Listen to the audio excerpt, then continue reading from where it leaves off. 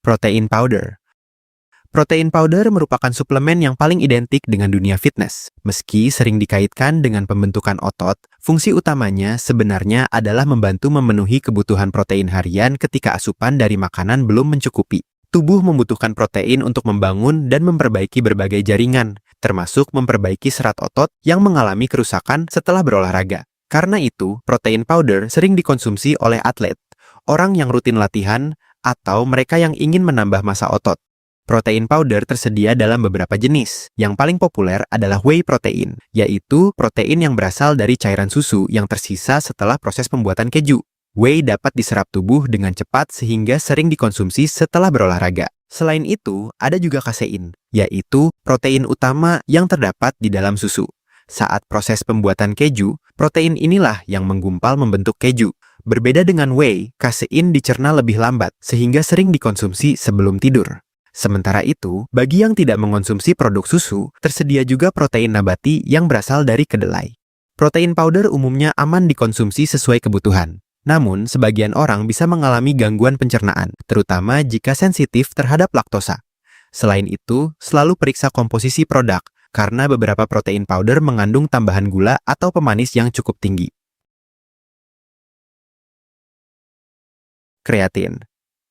Jika protein berfungsi sebagai bahan pembangun otot, kreatin lebih berperan sebagai penyuplai energi. Suplemen ini membantu tubuh menghasilkan energi dengan cepat saat melakukan aktivitas berintensitas tinggi, seperti angkat beban, sprint, atau olahraga yang membutuhkan ledakan tenaga dalam waktu singkat. Kreatin sebenarnya juga diproduksi secara alami oleh tubuh dan bisa diperoleh dari makanan seperti daging merah maupun ikan. Namun, jumlahnya relatif sedikit sehingga orang memilih mengonsumsinya dalam bentuk suplemen. Karena membantu meningkatkan cadangan energi di dalam otot, kreatin dapat membuat seseorang mampu mengangkat beban lebih berat, melakukan lebih banyak repetisi, atau mempertahankan intensitas latihan lebih lama. Dalam jangka panjang, peningkatan kualitas latihan inilah yang dapat membantu pertumbuhan massa otot. Ada berbagai jenis kreatin yang beredar di pasaran, seperti kreatin monohydrate, HCl, hingga ethyl ester. Meski begitu, kreatin monohydrate masih menjadi pilihan yang paling direkomendasikan karena memiliki bukti ilmiah paling kuat dan lebih terjangkau dibanding jenis lainnya.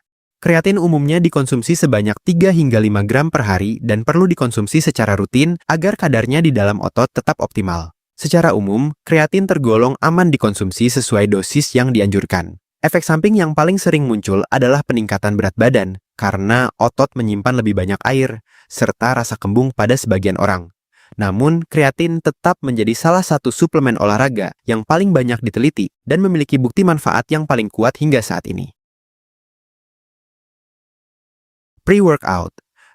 Berbeda dengan protein dan kreatin yang bekerja dalam jangka panjang, pre-workout dirancang untuk memberikan efek yang lebih cepat. Suplemen ini biasanya dikonsumsi sekitar 20 hingga 30 menit sebelum berolahraga agar tubuh terasa lebih berenergi dan siap menghadapi sesi latihan. Pre-workout sebenarnya bukanlah satu jenis zat tertentu, melainkan campuran berbagai bahan aktif. Hampir semua produk memiliki komposisi yang berbeda, tetapi kandungan yang paling umum adalah kafein untuk meningkatkan energi dan fokus, citrulline untuk membantu meningkatkan aliran darah ke otot, serta beta-alanin yang membantu meningkatkan daya tahan saat latihan intensitas tinggi. Salah satu efek yang sering dirasakan setelah mengonsumsi pre-workout adalah sensasi kesemutan pada wajah, tangan, atau kulit. Sensasi tersebut umumnya berasal dari kandungan beta-alanin dan bersifat sementara. Di balik efeknya yang meningkatkan energi, kandungan kafein dalam pre-workout juga dapat menimbulkan beberapa efek samping. Kandungan kafein yang cukup tinggi dapat menyebabkan jantung berdebar, gelisah, tangan gemetar, sakit kepala, hingga sulit tidur, terutama pada orang yang sensitif terhadap kafein atau mengonsumsinya bersamaan dengan kopi, teh, atau minuman energi. Sebelum membeli, perhatikan komposisi dan jumlah kafein yang tertera pada kemasan. Hindari mengonsumsi pre-workout pada sore atau malam hari jika waktu tidurmu sudah dekat. Mass Gainer. Mass Gainer adalah suplemen yang dirancang untuk membantu menaikkan berat badan dan menambah massa otot. Berbeda dengan protein powder yang sebagian besar hanya berisi protein, Mass Gainer juga mengandung karbohidrat dalam jumlah tinggi sehingga total kalorinya jauh lebih besar. Suplemen ini biasanya digunakan oleh orang yang memiliki metabolisme cepat, sulit menambah berat badan, atau sedang menjalani program bulking. Dengan tambahan kalori yang cukup, tubuh memiliki energi lebih untuk mendukung pertumbuhan otot selama latihan, asalkan diimbangi dengan pola makan yang baik dan latihan beban secara rutin.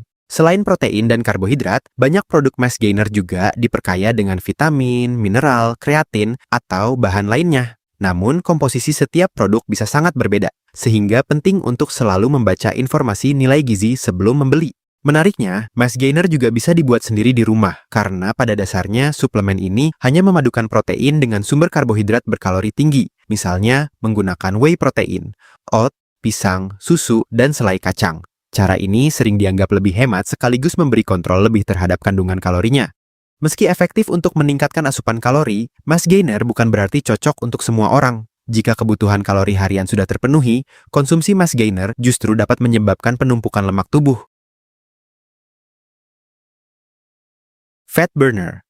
Fat burner adalah suplemen untuk membantu proses pembakaran lemak saat menjalani program penurunan berat badan. Sebagian besar produk bekerja dengan cara meningkatkan metabolisme, menekan nafsu makan, dan memberikan tambahan energi agar seseorang dapat berolahraga lebih optimal. Fat burner umumnya mengandung berbagai bahan aktif, seperti kafein, ekstrak teh hijau, L-karnitin, capsaicin dari cabai, atau senyawa herbal lainnya.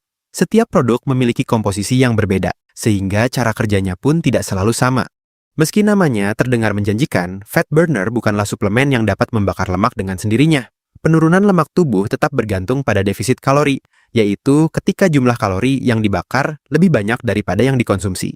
Tanpa pola makan yang tepat dan aktivitas fisik yang cukup, manfaat fat burner umumnya sangat terbatas. Salah satu alasan fat burner bisa memberikan efek tambahan energi adalah karena sebagian besar mengandung kafein.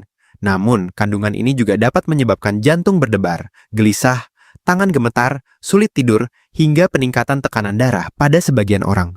Risiko tersebut akan semakin besar jika dikonsumsi bersamaan dengan kopi, minuman energi, atau sumber kafein lainnya. Selain itu, tidak semua produk fat burner memiliki bukti ilmiah yang kuat. Beberapa bahan memang menunjukkan manfaat dalam penelitian, tetapi efek umumnya tidak terlalu besar dibandingkan pengaruh pola makan dan olahraga. Karena itu, fat burner sebaiknya dipandang sebagai suplemen pendukung, bukan solusi utama untuk menurunkan berat badan. Omega 3. Omega 3 adalah asam lemak esensial yang dibutuhkan tubuh untuk menjalankan berbagai fungsi penting. Disebut esensial karena tubuh tidak dapat memproduksi sendiri, sehingga harus diperoleh dari makanan atau suplemen. Tidak seperti protein atau kreatin yang lebih ditujukan untuk mendukung performa olahraga, omega 3 berfokus pada menjaga kesehatan tubuh secara menyeluruh. Nutrisi ini berperan dalam menjaga kesehatan jantung, mendukung fungsi otak, membantu kesehatan mata, serta mengurangi peradangan di dalam tubuh. Suplemen omega 3 umumnya mengandung dua jenis asam lemak yang paling banyak diteliti, yaitu EPA dan DHA, yang diyakini memberikan sebagian besar manfaat kesehatan dari omega 3. Meski sering dijual sebagai suplemen kebugaran, omega 3 sebenarnya bukan hanya untuk orang yang rutin berolahraga. Siapapun dapat memperoleh manfaatnya, terutama untuk membantu menjaga kesehatan jantung dan fungsi otak dalam jangka panjang. Bagi sebagian orang, kebutuhan omega 3 sebenarnya sudah bisa dipenuhi melalui makanan, terutama ikan berlemak seperti salmon, sarden, makarel, atau tuna. Karena itu, suplemen omega 3 umumnya lebih bermanfaat bagi orang yang jarang mengonsumsi ikan. Vitamin. Vitamin adalah zat gizi yang dibutuhkan tubuh dalam jumlah kecil, tetapi memiliki peran besar dalam menjaga berbagai fungsi tubuh tetap berjalan dengan baik. Hampir setiap proses di dalam tubuh, mulai dari menghasilkan energi, menjaga sistem kekebalan, hingga memperbaiki jaringan yang rusak membutuhkan vitamin. Misalnya, vitamin D membantu menjaga kesehatan tulang dan otot. Vitamin C mendukung sistem imun dan pembentukan kolagen. Sedangkan vitamin B kompleks membantu tubuh mengubah makanan menjadi energi. Kekurangan vitamin dapat menyebabkan berbagai gangguan kesehatan, tergantung pada jenis vitamin yang kurang. Namun, mengonsumsi vitamin secara berlebihan juga menyebabkan efek samping. Mineral. Selain vitamin, tubuh juga membutuhkan mineral agar dapat berfungsi dengan normal.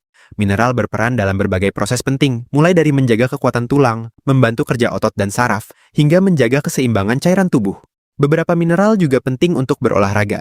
Misalnya magnesium membantu kerja otot dan saraf, kalsium menjaga kekuatan tulang, sedangkan zat besi membantu membawa oksigen ke seluruh tubuh agar otot dapat bekerja dengan optimal. Jika kebutuhan mineral tidak terpenuhi, tubuh dapat mengalami berbagai gangguan, misalnya kram otot, tubuh mudah lelah, atau anemia.